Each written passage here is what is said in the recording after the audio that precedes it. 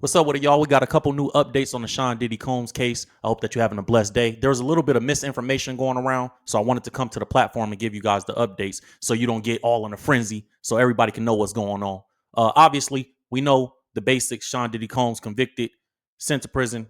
He was being transferred. He requested to be transferred to a specific prison. Um, and, the judge said originally, I'm not going to transfer you where you want to go. I'm going to leave that up to the Bureau of Prisons, and they're going to determine where is the best facility for you to go to. His request was to go to a facility called Fort Dix, DIX, in New Jersey. And it's ironic that that's the name, right? But, he requested that, and the judge said, you know what, I'm not going to make that decision. But then it turned out that he was able to get to that prison anyway. Now people are saying that the misinformation that's being spread, at least, is that Diddy won his appeal and that he's going to be coming home, and and that's not necessarily the case. That didn't happen. He hasn't been granted an appeal yet, but we're going to get to the details of that. In terms of him being transferred to the prison that he wanted, the reason that he wanted to be transferred to that specific prison was because he was going to be able to get into a drug treatment program, which would knock about a year of his time off, according to the reports. So he was granted that transfer to go to the federal prison in New Jersey. And so he is there now, which now we're seeing these photos come out of Sean Diddy Combs behind the walls talking to inmates. And it seems like he's smiling and he's in good spirits. You see the gray beard, and he seems like he's talking to a few different inmates. And people were upset that he was smiling. And I understand that Diddy is locked up for some serious things. And one thing that I've been consistent in saying is no matter what is going on, Diddy has the opportunity to redeem himself. He's never going to be forgiven for the things that he's done. He's never going to be forgiven for the people that he's damaged and hurt. But he has the opportunity to come out and hopefully use his platform and his celebrity and his influence and his resources to try to redeem himself, come back to God if he can. Cat Williams has a different opinion. We heard Cat Williams recently doing some stand-up, and I reported on this, where he said, they just gave P. Diddy 4 years. Say that again. For taking 27 asses. 4 years. Meanwhile, they tried to give me 4 years for 2 blunts I had no intention of smoking in the first place. So you hear what Cat got to say about Diddy. I don't give a f***.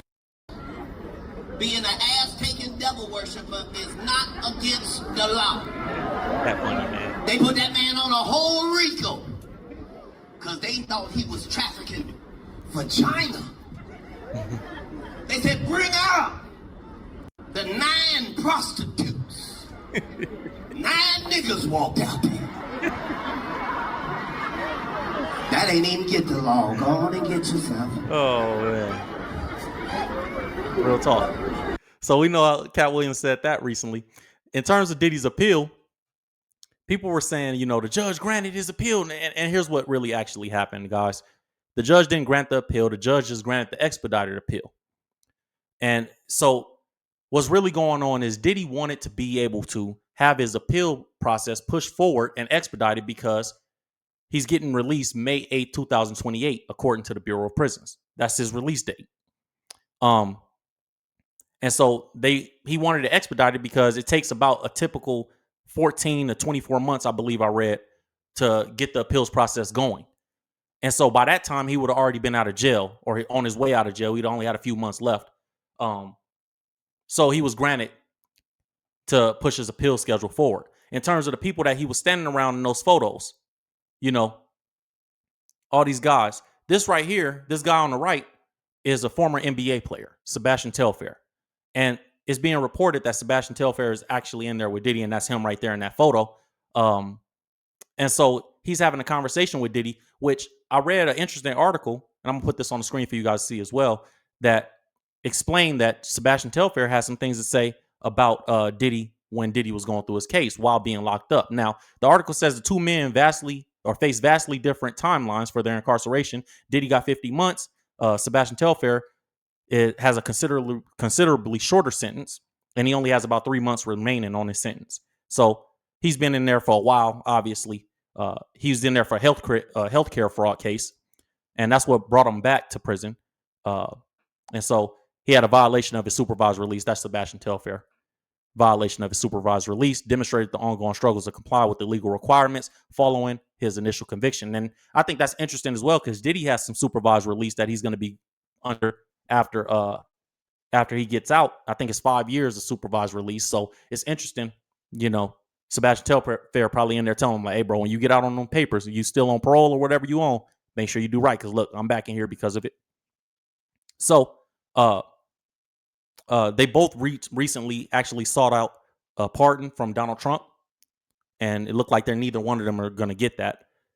But the article says before reporting to the prison, Fort Dix, Telfair spoke publicly about the allegations and charges that led to Diddy's incarceration. His comments on the case was during a Vlad TV interview, and it drew criticism for their perspective on domestic violence. A couple months before Diddy's arrest, Telfair commented on the video footage showing Diddy assaulting Cassie Ventura. He characterized the incident as looking like a couple fighting and suggested women can drive men to hit them. The comments minimized the seriousness of domestic violence. So Sebastian Telfair kind of stood with Diddy throughout this. So when they get into prison and you guys seeing these different pictures, you know, when you're seeing them smiling together, they stood together. He stood with them, probably anticipating that it's a potential that Diddy could be in this prison with me one day. So he played the politic game and he downplayed what Diddy was going through. According to the article, the controversial statements put Telfair in the position of having defended Diddy before the two men ended up incarcerated at the same facility. The remarks likely informed their current relationship and conversations through the substance of their Saturday. So that's the photos that we see. That's probably what they talking about. You don't know. Who knows what they talking about? But we know that, you know, Diddy got some love in there, which maybe is the reason that he wanted to get over there in the first place. Who knows? In terms of his appeal, though, it's not accurate that he's been granted his appeal just yet. But it is looking good for him, in my opinion. Everything that he's won so far, I mean, you beat the big charges out of the case, right? You got the convicted on the most minor charge in the case, and you were acquitted of the larger charges. After that, you're sentenced. They requested that he be sentenced to 11 years in prison. He was sentenced to 4 years, essentially, 4 years and some change. And even throughout that process, it was like, all right, well, 4 years and some change. You've already done a year of time. You got 3 years to come home in May 2028. And then he was granted to go to the prison that he wanted to. That's a win, another win. You wanted to go to this prison. It's a low security prison. You're going to have a drug treatment program there that you could possibly get into. If he gets into the drug treatment program, that's going to knock like a year off his time. So then you'll be home in May 2027. And now they're saying that his appeals process has been scooted up a little bit. So everything that his lawyers are doing is working for him right now. Money talks, man. This is the situation. This is why people get upset when rich people go to jail and they're not held accountable, because you got opportunity to do things that the average person probably wouldn't have the opportunity to do. The article says Sean Diddy Combs' request for a speedy appeals process was granted by a judge Monday, 4 days after he was transferred to a federal prison in New Jersey to begin his sentence. The judge approved Combs' ask in a 2-paragraph order. Combs' lawyers are hoping to curtail the length of the fallen hip-hop mogul's time behind bars. The judge outlined a prospective appeals schedule, and she said that Combs is due by his brief is due, meaning his first hearing is December 23rd. The U.S. government's brief is due by February 20th. So by February 20th, the government has to submit documents and Diddy has to submit his documents. And Diddy can reply then up until March 13th. So that's the timeline. If that timeline holds, oral arguments will take place as early as April. So then they'll begin oral arguments. So next April, he can start fighting for his appeal. So regardless, he's going to be sitting in jail until April. That's not too long. What is it? November now. So December, January, February, March, April, 5 months, 4 or 5 months, give or take 5, 6 months, whatever it is. He'll be sitting trying to figure out if he's going to come home or not on appeal. Regardless, he would only have to do that 2 years or whatever it is, 2 years and a little bit change.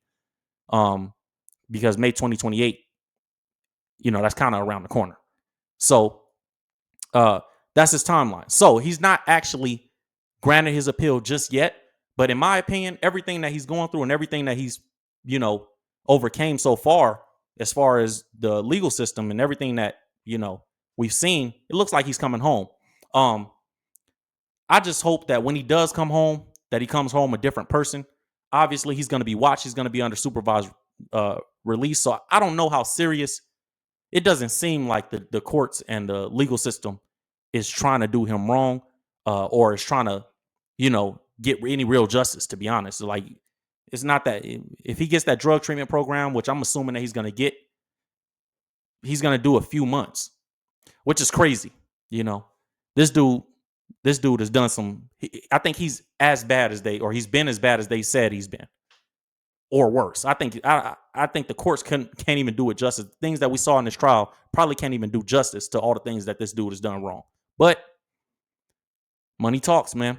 Money talks, and unfortunately, for the victims in this case and for people that he's victimized, allegedly, it don't seem like he's getting as severe a punishment as some would say he deserves. That's all I got for you guys. That's the latest update. Don't buy the fake news. He ain't came home yet. He ain't won his appeal yet, but it is looking good for him. Unfortunately for some, that's what's going on. That's all I got for you guys on this one. Make sure you like and subscribe, do all that YouTube stuff, and I'll see you guys next time. I'm out.